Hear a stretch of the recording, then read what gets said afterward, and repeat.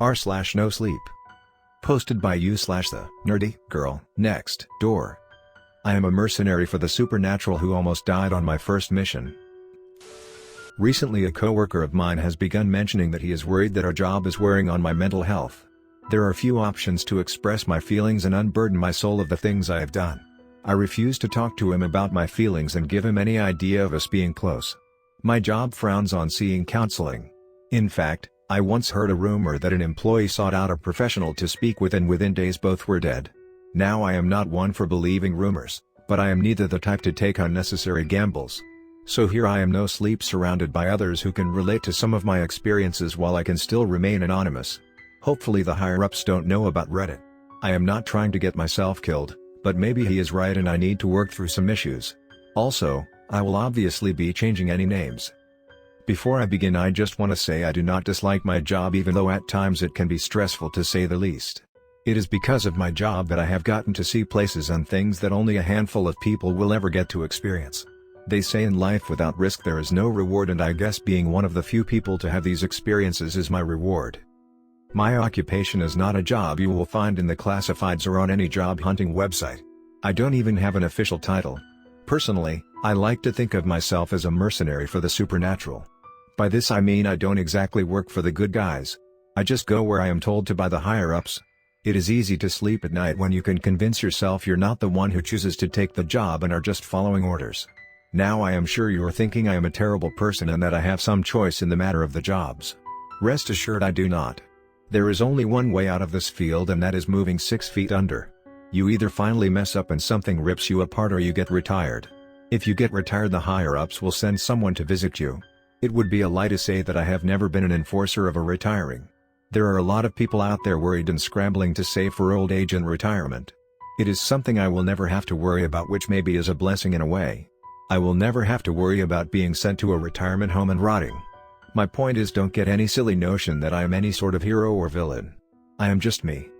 Honestly, this life does wear on you after a while.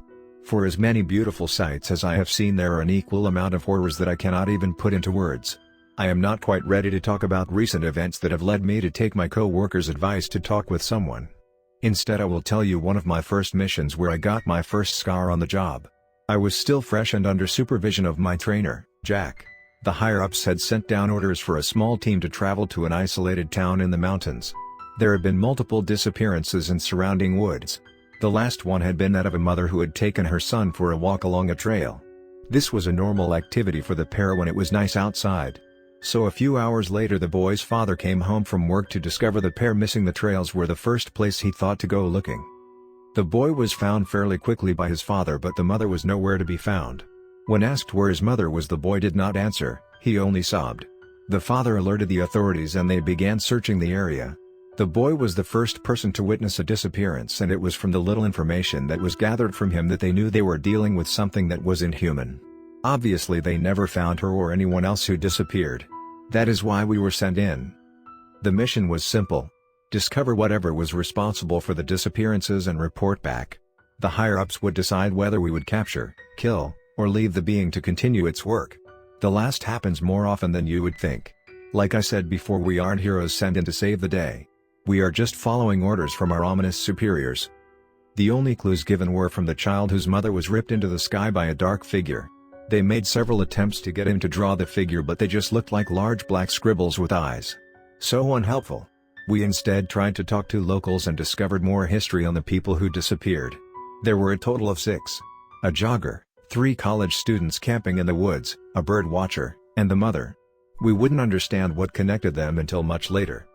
After gathering as much information as Jack thought necessary, we gathered gear and under his orders made our way into the mountains. The first night was uneventful.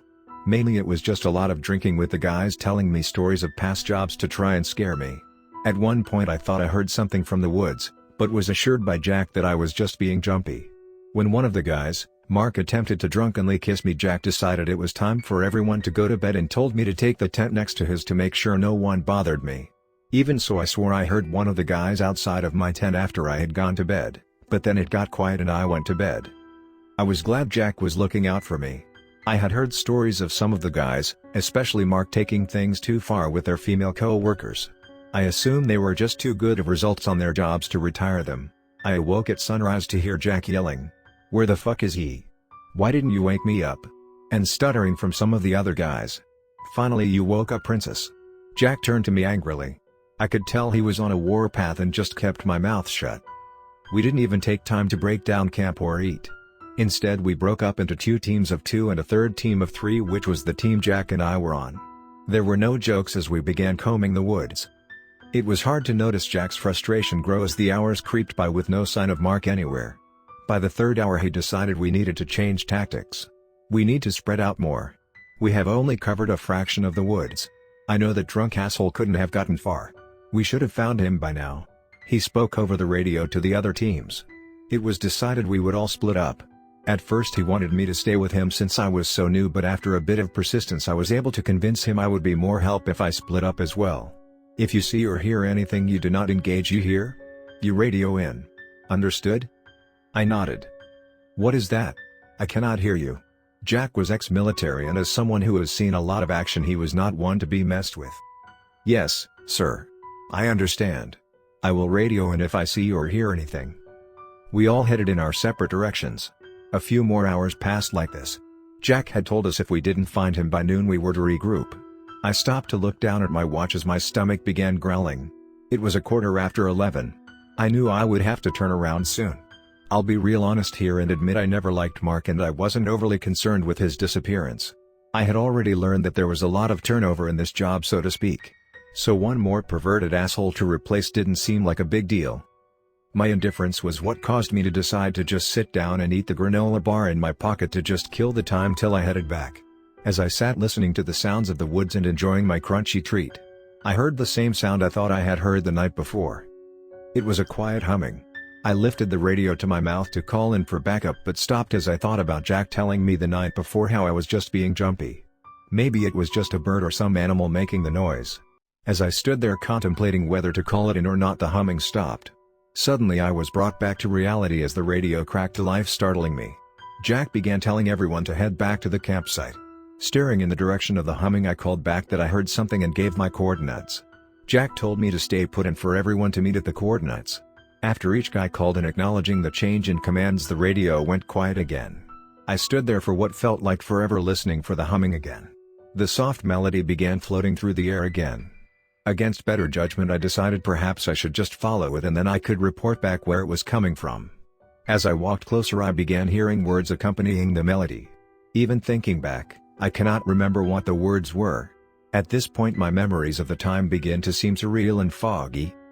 As I stepped into a small clearing not far from where I had been waiting for the others, I noticed a cave on the side of the mountain. Stupidly I walked into the dark mouth of the cave. No voices grew louder with every step. Stumbling blindly through the dark I made my way deeper into the cave.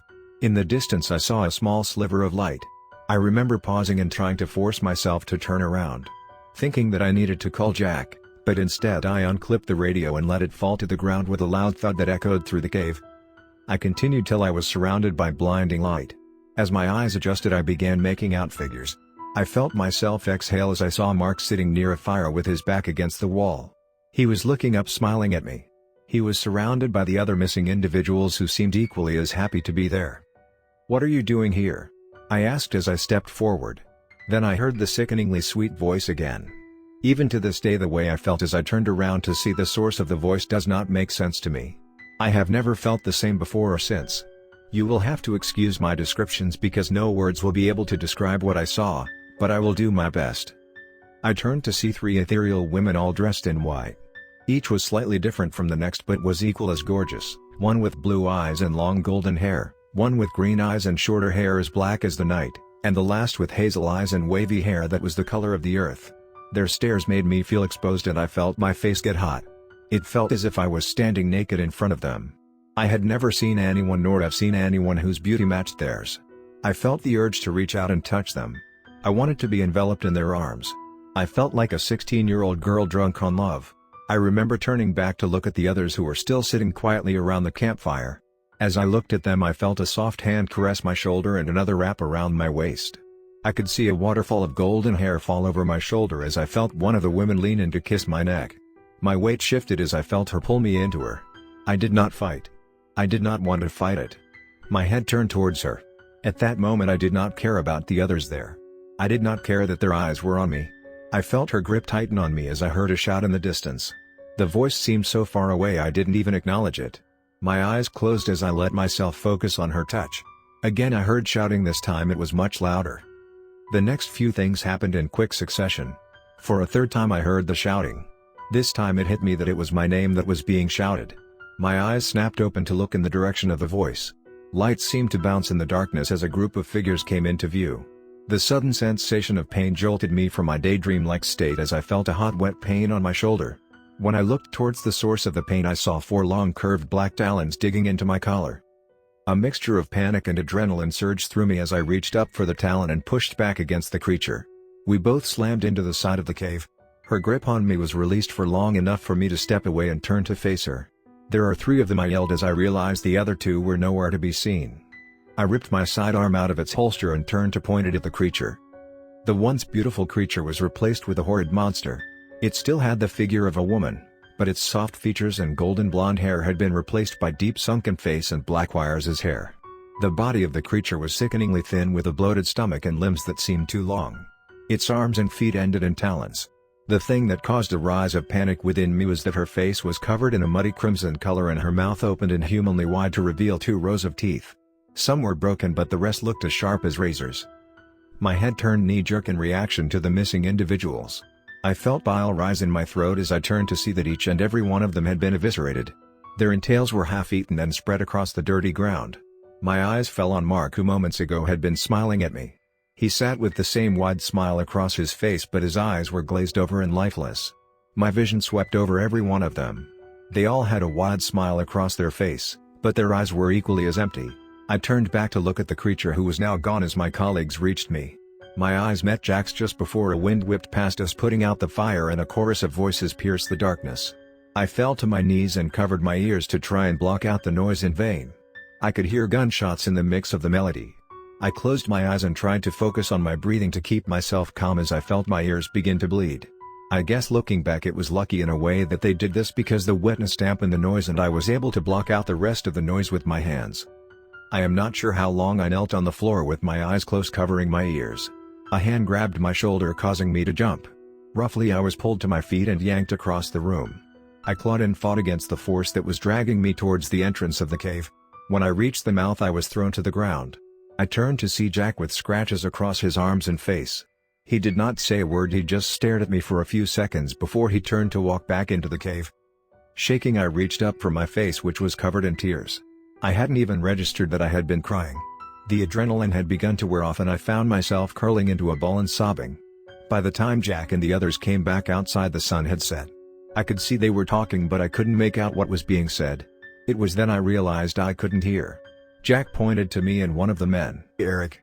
Eric walked towards me and reached down to gently help me to my feet. Carefully Eric inspected my shoulder and then turned to say something to Jack, who seemed to be shouting and pointing into the distance. Gently Eric led me away. I am not sure how far we walked before my legs began to give out and I felt blackness surround me. I woke up a few hours later in the back seat of one of the vehicles as it bounced down the road. Eric turned to smile at me from the passenger side, and feeling a wave of relief I felt myself lose consciousness again. It wasn't for days until I actually woke up. I was lying in the hospital ward on our main campus. My shoulder and torso were wrapped. The creature had cut my stomach and shoulder with its talons and infected me with some sort of poison. Jack took his time coming to visit me. I realize now that he was not only mad at me but upset with himself for allowing me to go off on my own. In the weeks following I was debriefed and all the blanks were filled in for me. Jack was the last one to arrive at the rendezvous point and was met by confusion. Upon realizing I was nowhere, they began to look for me. Being so fresh, I wasn't very good at covering my tracks, so it was fairly easy for them to figure out which way I went. When they got close they all began hearing the melody. Being seasoned, they knew to put in earplugs and made their way into the cave after me. When they reached me without being bewitched by their melody, they saw that I was in the grasp of one of the creatures. It was through yelling at me Jack was able to make the creature stop singing to turn to face him, which is what broke the spell. Then, like I said, the creatures, now that I know to be sirens, blew out the light and tried to attack them. Jack, seeing me distraught, dragged me out of the cave to be out of the way as they took care of the sirens.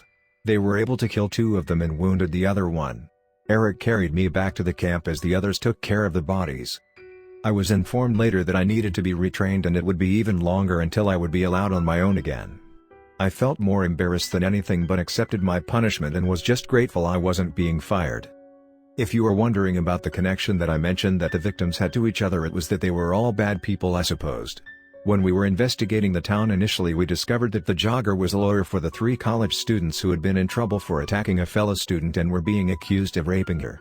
It wasn't for a few weeks after when it came out that the mother was stealing from a charity, and in the birdwatcher's house they found a hidden box under a floorboard that detailed gory crimes he had taken part in. Apparently he wasn't out in the woods watching birds like we originally thought. Like that, the pieces fell into place. It makes you wonder who the real evil is. Also, in case you were wondering, the higher-ups decided they wanted the last siren brought back alive to the main campus. It rode a few feet from me, tied and gagged in the trunk of the vehicle as I slept off its poison. It wouldn't be until about a year later that I found out what happened to her.